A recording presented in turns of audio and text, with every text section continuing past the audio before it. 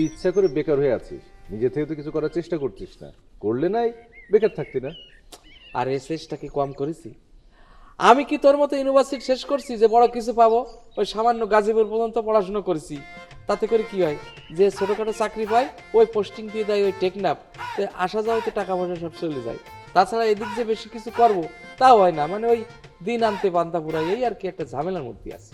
আচ্ছা ঠিক আছে, বাকি কথা হবে, চল দোলালের দোকানে গিয়ে বসে চা খেতে খেতে গল্প করবো। না না ভাই, আমি তোর একটা কথা কই, তুই যেহেতু আমার কইলি বন্ধু মানুষ, আমি দুলালের দোকানে যাইতে পারি, কিন্তু এর দোকানের চা কিন্তু আমি খাবো না।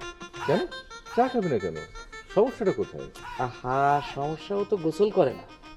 আচ্ছা, এটা তো নতুন কিছু না, এটা তুই যেমন জানিস আমিও জানি, পুরো গ্রামবাসী সবাই জানে যে শীতকাল এলে দুলাল গোসল করে না। শুধু তা না, দুলাল এমনকি দুলালের বাপ এমনকি তার দাদাও সেম একই, বলতে পারিস ওরা পারিবারিক ঐতিহ্যটা ধরে রাখে।